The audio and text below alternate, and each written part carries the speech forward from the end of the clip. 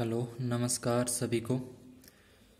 अपने कृषि रसायन विज्ञान का अध्याय पहला, जिसके अंदर मृदा, खनिज, चट्टानों और मृदा का निर्माण किस प्रकार से हुआ उसके बारे में अध्ययन कर रहे हैं। पीछे क्लास के अंदर अपने मृदा के बारे में अध्ययन किया, मृदा की परिभाषा, विशेषता, उसके कार्य और उसके बाद क्या प्रभाव पड़ता है पादपों की वृद्धि पर मृदा का। और इसके बाद हमने पृष्ठ मृदा और अपमृदा जो होती है उसके बारे में अध्ययन किया। आज अपने आगे मृदा परिशोधिका, जिसे सॉइल प्रोफाइल के नाम से जानते हैं, ज़्यादातर सॉइल प्रोफाइल लिखा आता है, मृदा प्रोफाइल लिखा आता है। तो मृदा परिशोधिका क्या होती है?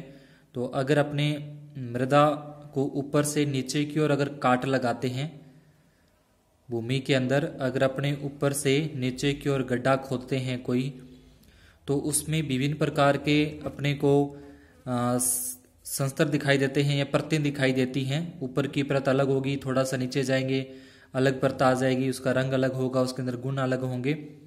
तो ये जैसे जैसे अपने नीचे की ओर जाते हैं गड्ढा खोदते हुए, तो उसके अंदर विभिन्न प्रकार की परतें दिखाई देती हैं। तो इन परतों को बोला जाता है संस्तर बोलते हैं, इन परतों को संस्तर बोलते हैं। और ये जो सभी संस्तर होते हैं, ये सभी परतें जो होती हैं, इन सभी को इकट्ठा परिशोधिका बोला जाता है या प्रोफाइल बोला जाता है। तो इसकी जैसे लिखा है, मृदा का ऊर्ध्वाधर, यानी कि ऊर्ध्वाधर मतलब ऊपर से नीचे की ओर, ऊपर से नीचे की ओर अगर अपने काट लगाएं मृदा के अंदर, काट लगाने पर ऊपरी धरातल से मूल पदार्थ तक, यानी कि ऊपर वाला जो परत है बिल्कुल ऊपरी परत से जहां तक नीचे अपने गड्ढा खोद सकते हैं मूल पदार्थ तक विभिन्न परतें मृदा के समांतर दिखाई देती हैं। यानी कि कोई तो ऐसी परतें आएंगी जिसके अंदर खनिज पदार्थ होंगे, कोई ऐसी परत आएगी जिसके अंदर कार्बनिक पदार्थ होंगे, कोई ऐसी परत आएगी जिसके अंदर कार्बनिक और खनिज पदार्थ मिक्स हुए होंगे, दोनों मिले हुए होंगे। कोई ऐसी परत होगी ऊपरी परत जैसे होती है जिसमें सड़े गले पदार्थ होते हैं, तो वो बिल्कुल ऊपरी परत होती है जहाँ पे सड़े गले पदार्थ होते हैं। उसके बाद उसके नीचे वाली परत जैसे थोड़े से जो सड़े गले पदार्थ हैं वो विघटित हो चुके होते हैं।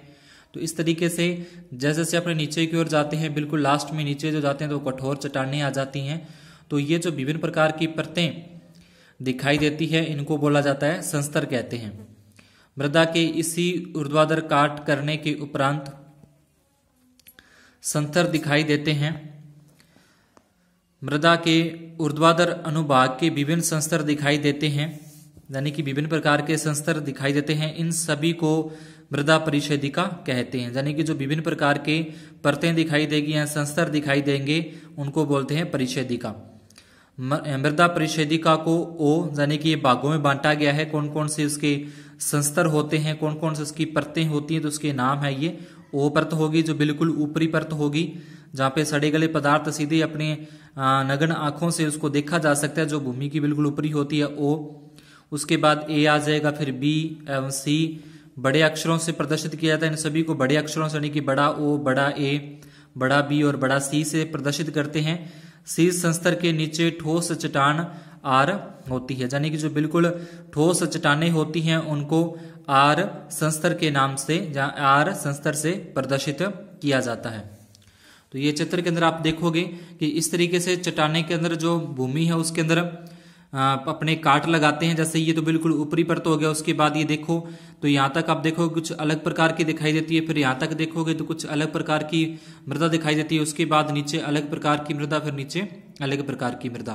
तो यहाँ पे भी अगर आप देख रहे हो, अगर आपको दिख रहा है तो यहाँ तो ऊपर तो हो गई अपने पेड़ पौधे पादप हो गए, उसके बाद ही फिर इनकी जड़ें वगैरह होगी, फिर यहाँ पे कार्बनिक पदार्थ हो जाएंगे, फिर ये अलग परत आ जाएगी, यहाँ पे खनिज पदार्थ वगैरह, यहाँ पे कार्बनिक पदार्थ वगैरह, और ये नीचे जो होगी वो कठोर चट्टानों के रूप में हो जाएंगे। तो इनके नाम हो जाएंगे, ओ हो जाएगा, ओ संस्तर हो जाएगा, ये बड़ा ए है, ये बड़ा बी है, ये बड़ा सी है, और सी के बाद बड़ा आर आता है।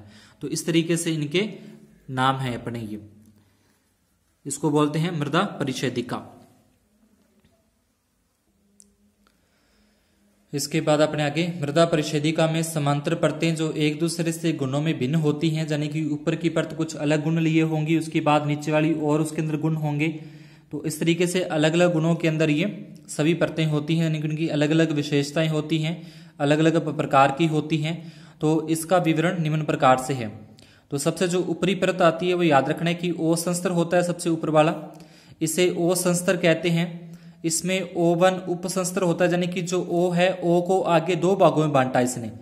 मेन तो O संस्तर है लेकिन O को दो भागों में बांटा।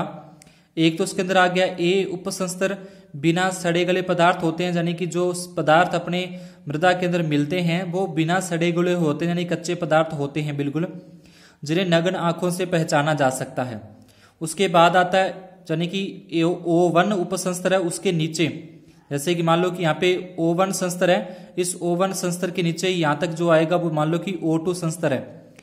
O2 उपसंस्तर में पूर्ण अपघटित पादप एवं जंतु अवशेष पाए जाते हैं, यानी कि जो पेड़ पौधे होते हैं, जीव जंतुओं के जो अवशेष होते हैं वो पूर्ण रूप से अपघटित हो चुके होते हैं, जिन्हें नग्न आंखों से पहचाना नहीं जा सकता। यानी कि O1 संस्तर तो होगा जिसमें सड़े गले पदार्थ होंगे जिसे अपने सीधी नग्न आंखों से देख सकते हैं, लेकिन O2 जो उपसंस्तर होगा उसके अंदर अपघटित हो चुके होंगे जीव जंतुओं के अवशेष, उसको अपने नग्न आंखों से नहीं पहचान सकते कि ये पेड़ पौधों का अवशेष है या फिर ये जीव जंतु का अवशेष है। उसके बाद आता है A संस्तर आता है, उसके बाद जो O के बाद आएगा यानी कि O, उसके अंदर O1 और O2 और उस O2 के बाद आएगा A संस्तर, ठीक है, यानी कि तीसरे नंबर पे आ जाएगा।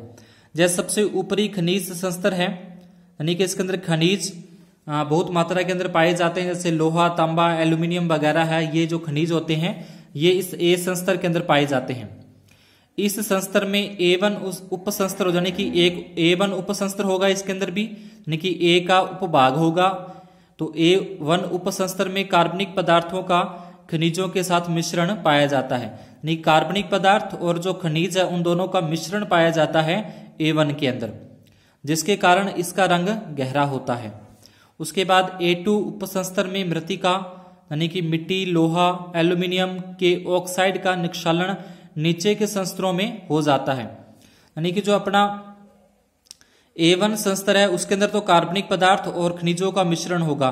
उसके बाद जो A2 आया तो A2 के अंदर ये लोहा, एल्यूमिनियम के जो ऑक्साइड है, ऑक्सीजन के साथ जो इनकी अभिक्रिया होती है तो ऑक्साइड का निक्षालन, निक्षरण का मतलब वो नीचे की ओर बैठते जाते हैं, नीचे के संस्तरों में हो जाता है, यानी कि घुलकर जो नीचे के संस्तर अपने पढ़ेंगे, जैसे B है, B के बाद जैसे अपने आ जाएगा C आ जाएगा, तो उनके अंदर जो ये एल्यूमिनियम और लोहा है इनका निक्षालन नीचे के संस्तरों के अंदर यानी कि B संस्तर के अंदर हो जाता है। A3 संस्तर परिवर्तनशील संस्तर है जिसमें मुख्य गुण A संस्तर के होते हैं। अब A3 है जो A1 के अंदर तो क्या होगा, कार्बनिक पदार्थ और खनिजों का मिश्रण। A2 के अंदर एल्यूमिनियम और लोहा है जो उसके ऑक्साइड का निक्षालन नीचे के संस्तरों में होगा। और जो A3 है तो A3 में क्या होगा, ये परिवर्तनशील है, यानी कि जैसे जैसे पदार्थ अपघटित होते रहेंगे, विघटित होते रहेंगे तो वो नीचे की ओर बैठते जाएंगे, तो ये क्या होता है, परिवर्तनशील होता है, यानी कि इसके अंदर बार बार परिवर्तन होता रहता है। उसके बाद आता है अपना O आ गया, O के बाद A के बाद B। तो अब इस B के अंदर B1 संस्तर भी परिवर्तनशील है, यानी कि B1 के अंदर भी जैसे A3 था, A3 के अंदर परिवर्तन होता रहता है, तो B1 के अंदर भी परिवर्तन होता रहेगा, जिसमें B संस्तर के गुण भी अधिकता होती है। B2 संस्तर को निक्षेपित या संचयन संस्तर भी कहते हैं, जिसमें मृत्तिका, लोहा एवं एल्यूमिनियम के ऑक्साइड निक्षालित होकर जमा हो जाते हैं। देखो यहाँ पे अपने पढ़ा था A2 के अंदर कि इनके जो ऑक्साइड है वो निक्षालन नीचे के संस्तरों में हो जाने की, नीचे का मतलब ये B2 के अंदर आ जाते हैं। जो A2 के अंदर जो निक्षालन हुआ वो किसके अंदर जमा हो जाएगा कि B2 के अंदर जमा हो जाते हैं। B3 संस्तर B एवं C संस्तर के मध्य अंतर्वर्ती परत है, यानी कि ऊपर तो क्या होगा, जैसे अपने मान लो कि B संस्तर है यहाँ पे और यहाँ पे मान लो कि C संस्तर है, तो इसके बीच में कौन सा आएगा, इसके बीच में आएगा B3 संस्तर आ जाएगा, इसके बीच में B3 संस्तर मध्य अंतर्वर्ती परत है। उसके बाद C संस्तर में कम विघटित एवं अपक्षयित मूल पदार्थ पाए जाते हैं। अब जो C संस्तर आएगा तो C संस्तर के अंदर ऐसे पदार्थ हो जाएंगे जो पूर्ण रूप से विघटित हो चुके होंगे या फिर पूर्ण रूप से अपक्षयित हो चुके होंगे, लेकिन उसका और ज्यादा अपघटन या अपक्षयन आगे बहुत कम होता है, न के बराबर होता है। सबसे नीचे R संस्तर कठोर चट्टान होती है, यानी कि बिल्कुल जो नीचे बिल्कुल गहराई में अगर अपने चले जाते हैं तो वहां पे आर संस्तर पाया जाता है, जहां पे कठोर चट्टानें होती हैं। वीडियो अच्छा लग रहा हो, समझ में आ रहा हो, चैनल को लाइक और चैनल को सब्सक्राइब और वीडियो को लाइक जरूर करें। आगे अपना नेक्स्ट टॉपिक है पृथ्वी। पृथ्वी के बारे में आपको पता ही होगा, जो कि ब्रह्मांड है अपना, ये इसका एक बहुत ही अत्यंत सूक्ष्म भाग है, जिसके अंदर मान लो कि 9 ग्रह में से एक है ये। तो पूरे ब्रह्मांड के अंदर 9 ग्रह है, जिसमें से एक पृथ्वी। इसकी ऊपरी सतह मृदा से ढकी होती है। पृथ्वी उन 9 उपग्रहों में से एक है जो सूर्य के चारों ओर घूमती है। पृथ्वी की उत्पत्ति के अध्ययन से ज्ञात हुआ कि यह प्रारंभ में तप्त अवस्था में लावा के रूप में थी, बहुत गर्म थी, जो शीतल होकर वर्तमान ठोस अवस्था में परिवर्तित हुई। पृथ्वी का सतह यानी कि सतह अगर अपने ऊपर से देखते हैं, पृथ्वी को बाहर ऊपर से देखते हैं, तो इसके उभरे हुए भाग पर्वत तथा खोखले एवं गड्ढे पानी से भरकर समुद्र एवं झील बनाते हैं। भूगर्भ शास्त्रियों के अनुसार पृथ्वी 3 मंडलों यानी कि एक वायुमंडल जिसके अंदर विभिन्न प्रकार की गैसें होती हैं, दूसरा जल मंडल जिसके अंदर जल भरा हुआ होता है जल, तथा थल मंडल जहां पे अपने रहने के जो निवास का जो स्थान होता है, थल मंडल जहां पे अपने कृषि करते हैं, पेड़ पौधे उगते हैं, जीव जंतुओं को जो निवास स्थान है वो थल मंडल हो जाएगा। तो इसके बारे में ज्यादा कुछ नहीं है, सीधा ही वायुमंडल। तो वायुमंडल पता ही, जिसमें विभिन्न प्रकार की क्या पाई जाती हैं, गैसें पाई जाती हैं। तो ये पूरा जो अपना पृथ्वी है, पृथ्वी का केवल 0.03% भाग होता है। इसमें गैसों का मिश्रण, जिसमें नाइट्रोजन, ऑक्सीजन, कार्बन डाइऑक्साइड तथा जल वाष्प मुख्य रूप से पाई जाती है। इसमें निष्क्रिय गैसें भी जैसे हीलियम, आर्गन, नियोन, निप्रोन, जेनोन आदि गैसें पाई जाती है। उसके बाद जल मंडल, जय थल मंडल को घेरे हुए पानी की परत होती है, यानी कि चारों तरफ जल होता है और बीच में ये अपना थल मंडल। जल मंडल समुद्र के रूप में होता है। जय पृथ्वी का केवल 6.9% भाग है, लेकिन जल का कुल आयतन समुद्र सतह से ऊपर जमीन के आयतन का लगभग 15 गुना होता है। उसके बाद आता थल मंडल। गैसों एवं जलीय आवरणों में से जो आंतरिक ठोस पिंड होता है, यानी कि जो बीच में जो अपना ठोस पिंड है, उसे थल मंडल कहते हैं। यह भूमि का 93.2% भाग होता है। थल मंडल के 2 भाग होते हैं, बाहरी या ऊपरी ठंडी ठोस सतह होती है, यानी कि जो जहां पे अपने रहते हैं, जो अपने सीधा देखते हैं, ठीक है, जहां पे अपने निवास करते हैं, वो होगा बाहरी या ठंडी सतह। और उसके अंदर अगर जाएंगे तो आंतरिक गर्म या पिघला हुआ पदार्थ। यह तीनों मंडलों जल, वायु एवं थल में सबसे अधिक बाहरी होता है। थल मंडल का घनत्व 5.5 होता है तथा ऊपरी परत का घनत्व 2.5 से 3.0 तक होता है। थल मंडल की ऊपरी या बाहरी ठोस परत, इसे भूपट्टी भी कहते हैं, की मोटाई लगभग 10 से 20 मील आंकी गई है। जो पृथ्वी की बिल्कुल ऊपरी जो परत होती है उसको अपने बोलते हैं भूपट्टी बोलते हैं। पृथ्वी की जो बिल्कुल ऊपरी परत होती है उसको बोलते हैं भूपट्टी, और ये क्या होती है, इसकी मोटाई 10 से 20 मील आंकी गई है।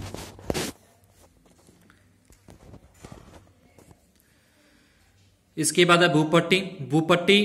भूपट्टी में मुख्य रूप खनिजों की बनी होती है। थल मंडल की ऊपरी परत भूपपड़ी कहलाती है। भूपपड़ी का ऊपरी सतर ऐसे शैलों से मिलकर बना है जिनके संगठक एल्यूमिनियम सिलिकेट खनिज हैं। इस सतर को सीएल भी कहते हैं। इसका औसत घनत्व 2.65 ग्राम प्रति घन सेमी है। सीएल के ठीक नीचे मुख्यतः मैग्नीशियम सिलिकेट खनिजों से बनी सतर सेमे होती हैं। भूपपड़ी में निष्क्रिय गैसों के अतिरिक्त लगभग सभी तत्व पाए जाते हैं। तो आज की क्लास में इतना ही। आगे चट्टानों वाला जो टॉपिक है वो अपनी अगली क्लास में करेंगे। चैनल को सब्सक्राइब जरूर करें, वीडियो को लाइक और शेयर करना न भूलें। धन्यवाद, शुभ दिन।